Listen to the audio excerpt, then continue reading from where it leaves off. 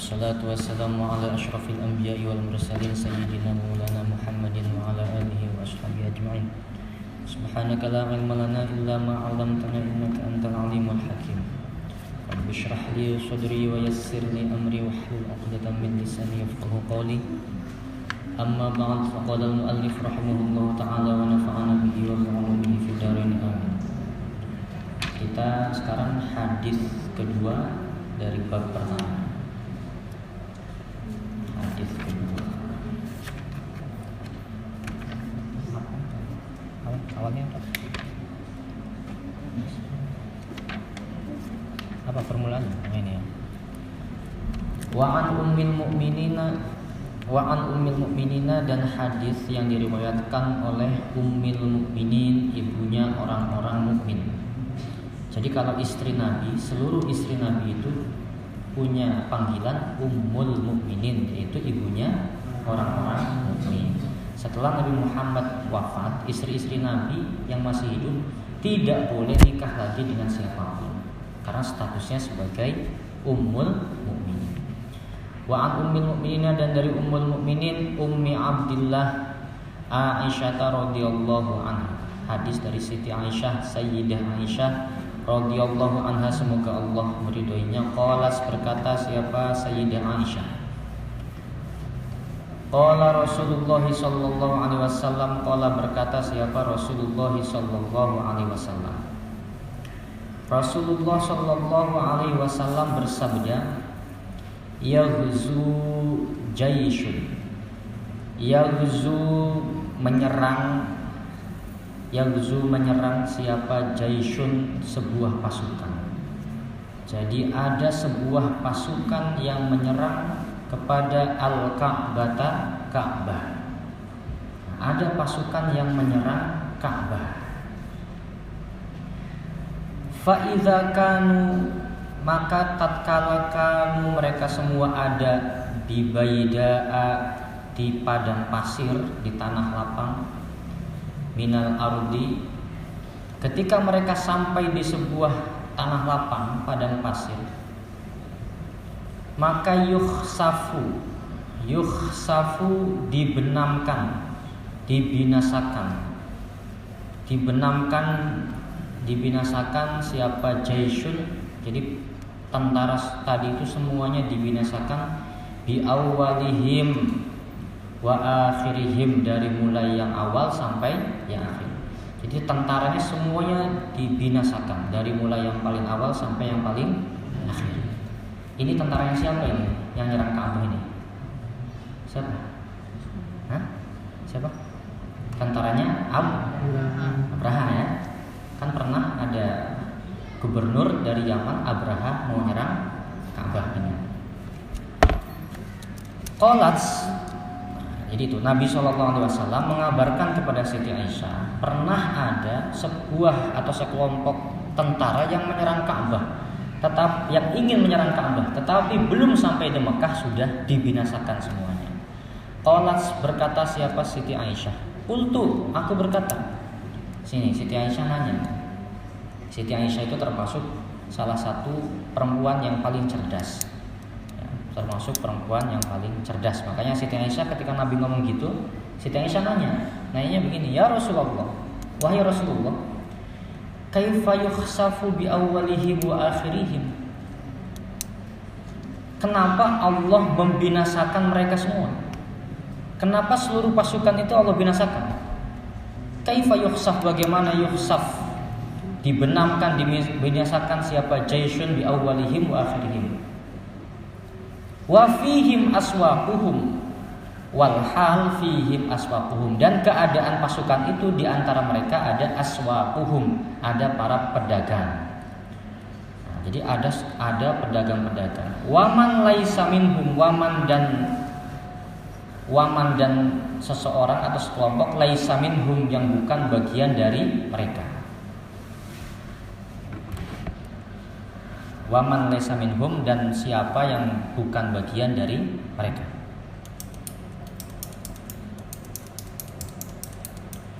Gimana? Logikanya Siti Aisyah sudah bisa dipahami belum? Jadi kata Siti, jadi begini, kalau perang, orang itu kalau perang Kan tidak mungkin yang berangkat itu hanya tentara saja, ya kan? Jadi kalau perang itu pasti yang ada ikut di dalamnya dokter, ya kan? Ada ikut di dalamnya penasehat, rohaniawan, agamawan, kiai, pasti begitu. Dan ketika dalam perang itu ada aturan-aturannya. Tidak boleh membunuh wanita, tidak boleh membunuh anak kecil, tidak boleh membunuh dokter, tidak boleh membunuh agamawan, tokoh agama. Itu nggak boleh. Nggak boleh membunuh pedagang. Karena orang itu kalau berangkat perang, jadi bukan hanya tentara dan senjata yang dibawa, tapi semua hal juga dibawa. Pedagang dibawa, anak kecil juga ada yang dibawa, perempuannya dibawa dan sebagainya. Sedangkan Nabi Muhammad mengatakan, ini kelompok ini, pasukan ini, ketika sampai di tanah lapang tadi, maka dia dihancurkan oleh Allah. Siapa yang dihancurkan? Seluruhnya tanpa terkecuali. Makanya Siti Aisyah bertanya, ya Allah, ya Rasulullah, kenapa mereka kok dihancurkan semuanya? Kenapa Allah tidak menghancurkan tentara-tentaranya saja?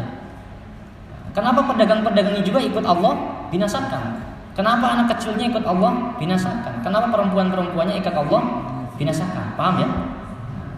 Ini sebagai gambaran bahwa sunnatullah itu, hukum Allah. Kalau Allah mengazab suatu kaum, kalau Allah menurunkan cobaan musibah kepada semua kaum, baik yang kiainya, santrinya, orang baiknya, semuanya ikut kena. Begitu. Jadi jangan heran kalau misalkan ada waktu itu gempa bumi di mana, Palu. Kan kiai banyak yang meninggal kan? Kok kiai meninggal di gempa bumi? Kiainya nggak sakti atau gimana? Ya bukan karena kiainya nggak sakti, memang udah sunnatullah. Kalau ada sebuah bencana yang ikut terkena imbas bencana itu semuanya tanpa terkecuali. Jadi kalau sampean si Uji, si Rosid semuanya naik kapal. Kapal itu dibocorkan oleh si Herman. Nih, cari kapal. Yang tenggelam siapa? Semuanya, bukan Herman doang yang tenggelam. Jadi nggak bisa sampean negosiasi dengan kapal dan laut yang bocorin Herman saja yang tenggelam, nggak bisa. Satu orang yang membuat kebocoran, yang lainnya ikut tenggelam. Begitupun ya. Makanya itu kita dianjurkan untuk saling menasehati. Dan ini anjuran bagi kita agar kita itu lebih baik bergaul dengan orang-orang yang baik. Karena kalau kita bersama dengan orang-orang yang mohon maaf tidak kurang baik atau tidak baik, ketika turun azab kita pun ikut kena meskipun tidak bagian dari mereka. Ini. Makanya kata Siti Aisyah, kaifa yuhsabu bi awwalihim wa akhirihim wa fihim aswaquhum wa man laisa minhum. Paham ya pertanyaan Siti Aisyah ya? Nah, Siti Aisyah bertanya, ya Rasul, kenapa yang dihancurkan itu tidak tentaranya saja yang akan menghancurkan Ka'bah? Kenapa yang ikut dihancurkan seluruhnya? Pedagangnya ikut dibinasakan, anak kecil ikut dibinasakan. Apa jawaban Nabi? Qala yukhsafu bi awwalihim wa akhirihim. Yukhsafu bi awwalihim wa akhirihim, semuanya dibinasakan. Tsumma yub'atsuna, kemudian akan dibangkitkan semuanya ala niyatihim, atas niatnya masing-masing. Itu yang berbeda. Jadi ketika ada bencana, orang yang suka maksiat meninggal, mati. Kiainya meninggal juga, pedagangnya meninggal juga. Bedanya apa? Meninggal semua. Bedanya nanti ketika dibangkitkan tergantung perbuatan dan amalnya masing-masing. Gitu. Nah ini ya hadis masih berkaitan dengan niat. Jadi kalau ada kecelakaan pesawat udara misalnya, Sriwijaya Air waktu itu kecelakaan, kira-kira di dalamnya ada yang zikir nggak? Ada yang nggak zikir nggak? Ya ada juga. Ada yang nggak, bisa saja kan ada yang nggak zikir. Ada yang ahli maksiat nggak? Ya kemungkinan ada. Ada yang taat nggak? Ya kemungkinan ada juga. Tapi semuanya hancur, semuanya mengalami kecelakaan. Bedanya apa? Bedanya nanti ketika dibangkitkan oleh Allah Subhanahu wa taala akan dibangkitkan sesuai dengan amal dan niatnya masing-masing. Ini tadi cerita tentang siapa? Jaisyun tadi itu, tentara yang akan merusak Ka'bah. Siapa itu? Tentara Abraha.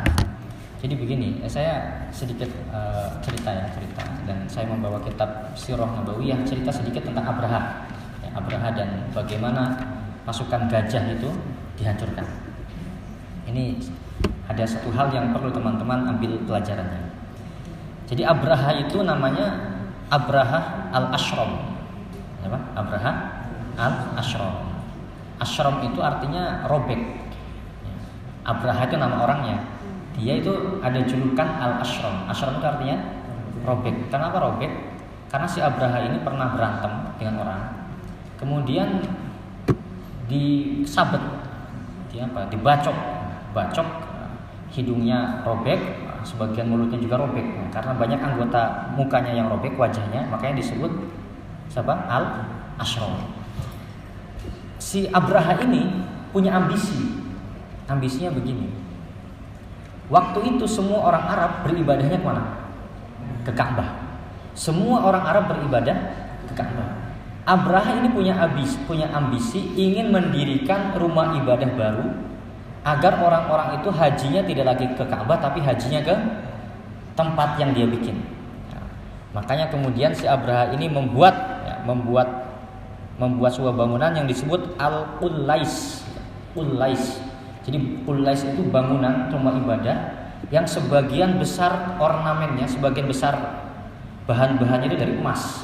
Jadi Abraha ini enggak level pakai bata, pakai apa nih? Cat ini murah sekali bagi Abraha. Jadi dia pakai emas. Keren sekali kan? Ka'bah pakai apa Ka'bah? Batu biasa. Ini Abraha buat dari emas. Logikanya harusnya orang-orang lebih tertarik sama yang dibuat oleh Abraha. Tapi orang-orang tetap hajinya ke kemana? Ka'bah. Kejengkelan pertama. Ini orang-orang tetap hajinya ke Ka'bah. Akhirnya Abraha cerita, kirim surat ke raja. Suratnya itu isinya apa? Suratnya itu saya ingin memaksa atau menjadikan semua orang diwajibkan hajinya kemana? Ke Qullais, ke rumah ibadah yang sudah didirikan oleh Abraha. Paham ya? Ada orang Arab yang nggak terima, orang-orang bandel, santri-santri nakal orang Arab. Dia nggak terima, dia datang ke tempat ibadah yang dibikin oleh Abraha, dia berak di situ. Dia berak, tainya dioles-olesin ke apa? Ke tembok-temboknya itu. Kurang ajar sekali kan, bikin masalah ini. Nah, ini pelajaran pertama. Pelajaran pertama, jangan buat gara-gara di tempat ibadah apapun, jangan. Pasti akan melahirkan konflik. Pasti. Pernah kan ada kejadian, ada orang katanya mabuk-mabukan di masjid, ditegur, gak terima, berantem. Awalnya berantem 2 orang, berantem 2 kelompok, berantem 2 kampung.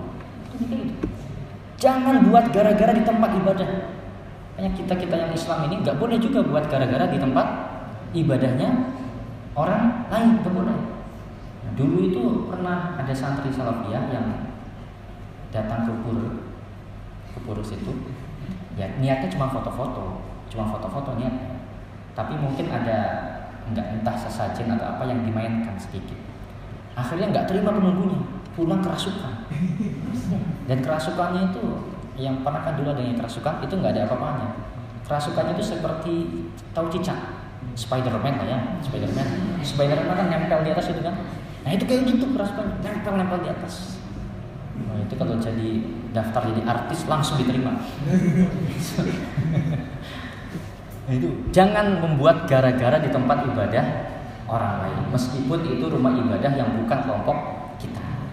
Ini orang Arab yang satu tadi itu sudah diberakin tempat ibadahnya Abraha, terus dioles-olesin, kurang ajar sekali. Abraha nggak terima, karena dia nggak terima, dia kumpulkan pasukan banyak sekali. Dalam riwayat 60.000 kalau zaman dulu besar sekali. Dia kumpulkan lalu dia menggunakan beberapa gajah. Tujuannya apa? Menghancurkan. Kenapa ingin dihancurkan? Balas dendam karena ada orang Arab yang berak di tempatnya Abraha. Begitu. Jadi bukan karena benci sama Ka'bah, tapi balas dendamnya itu. Oke. Nah, ceritanya si Abraha kan dari Yaman menuju Mekah kan jauh kan. Di tengah jalan pasti dihadang oleh sekelompok orang Arab yang ingin membela Ka'bah, tapi selalu dikalahkan. Tidak ada orang Arab, kelompok orang Arab, tentara Arab yang bisa mengalahkan Abraha. Semuanya kalah. Dan ketika semuanya kalah, semuanya ikut Abraha. Sudah, saya jangan dibunuh. Kalau kamu tidak bunuh saya akan tunjukkan jalan ke Mekah. Semuanya begitu. Jadi semua orang-orang Arab ini selain orang Quraisy, semuanya justru mengarahkan Abraha memberikan jalan bagaimana caranya agar cepat sampai Ka'bah. Oke, sampailah dia di dekat Mekah. Ini di Baida ini yang tadi jelasin di hadis faidza kamu bil Baida. Nah, sampai di situ. Ngecamp di situ buat perkemahan. Waktu itu pimpinan orang Arab siapa? Pimpinan orang Quraisy. Kakeknya Nabi Muhammad sallallahu alaihi wasallam. Siapa namanya?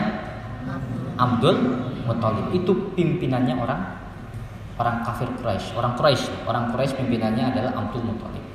Jadi sebelum Abraha ini masuk ke Mekah, Abraha ini nyuruh satu orang tentaranya buat berangkat duluan ke Mekah, tujuannya mengacau di sana. Jadi semua harta orang-orang Mekah diambil. Termasuk 200 ekor unta punyanya Abdul Muthalib juga diambil. Diambil.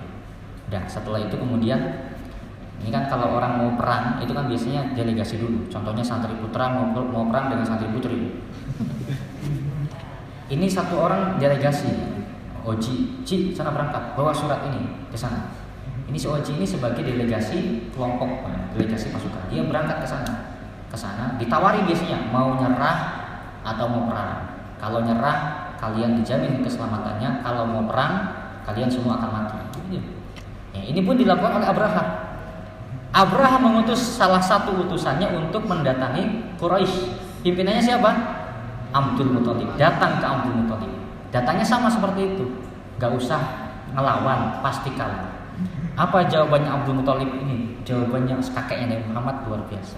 Kata Abdul Muthalib, wallahi ma nuridu harbahu. Wallahi, demi Allah kami gak akan ngelawan. Jadi Ka'bah mau dihancurin, Abdul Muthalib gak ngelawan. Gimana? Diterima gak sikapnya? Kalau kita kan sekarang masjid mau dicoret-coret aja siap mati. Gitu kan. Kita bela masjid kita.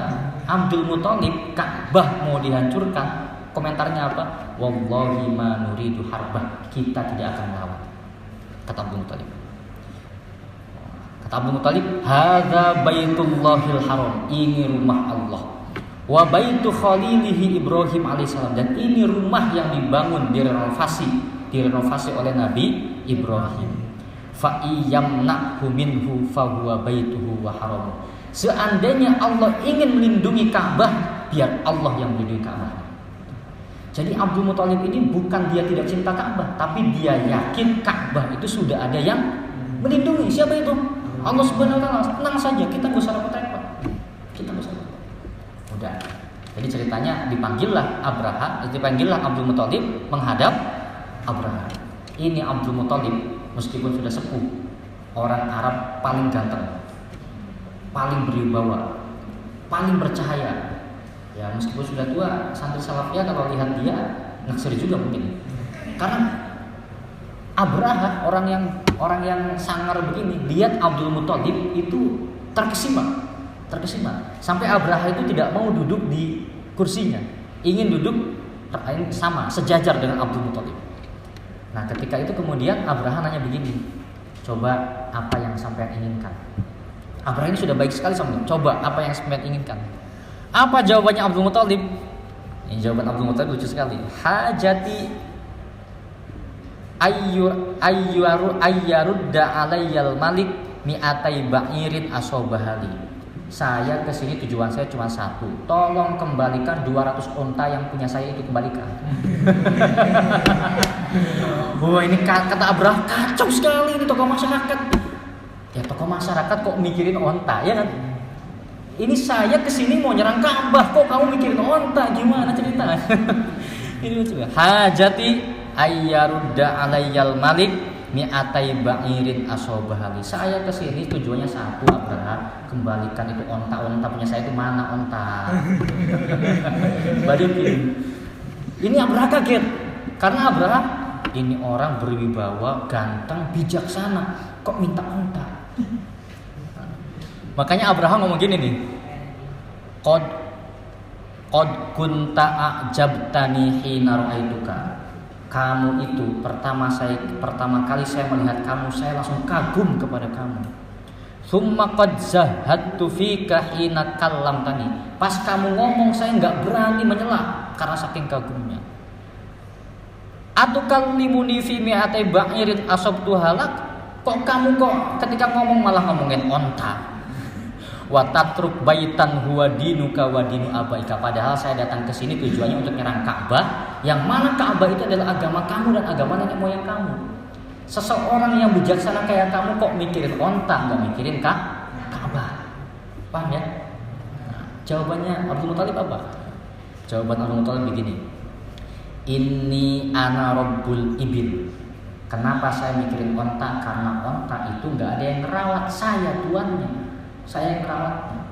Wa inna lil baiti rabban sayamna'u. Sedangkan Ka'bah ada Tuhan yang merawatnya dia, ada Tuhan yang merawatnya, dan Tuhan itu akan mencegah kamu menghancurkan. Keyakinan siapa? Nah ini apa pesannya? Pesannya Ka'bah sudah dijaga oleh Allah. Islam dijaga siapa? Allah. Kita semua cuma perantara. Ya.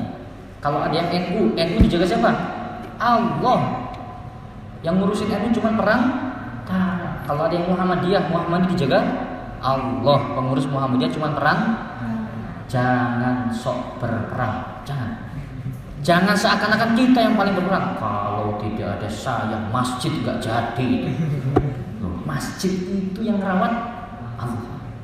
Nah, ini pelajaran bagi kita. Jangan seakan-akan kita punya peran yang paling besar. Ini Abdul Muthalib. Saya gak takut dengan Ka'bah.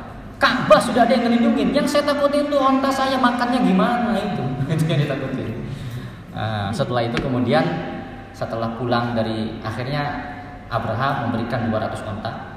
Kemudian Abdul Muthalib pulang.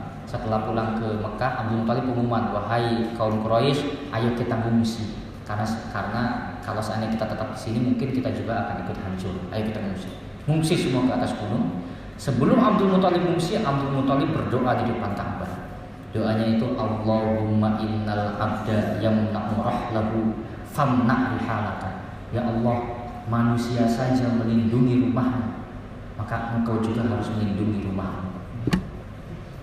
Manusia saja melindungi rumahmu, maka engkau pun harus melindungi. Ini doa tapi agak ngancem ini.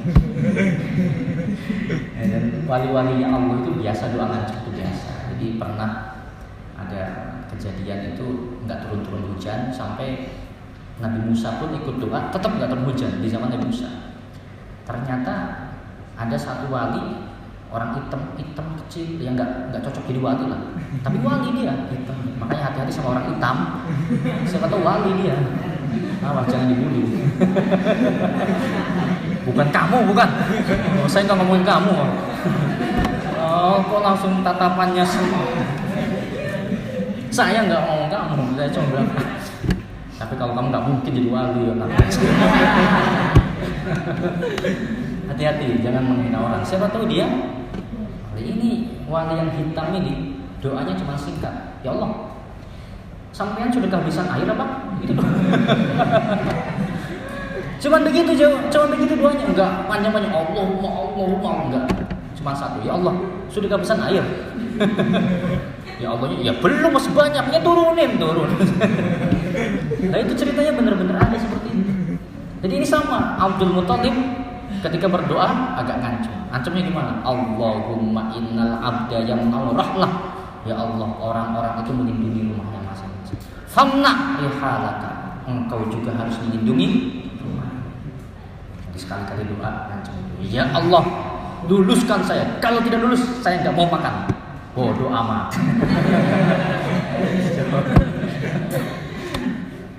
Nah itu ya, itu pelajarannya. Jadi pelajarannya kita berjuang untuk agama, untuk kebaikan, tetapi jangan merasa berjasa ya.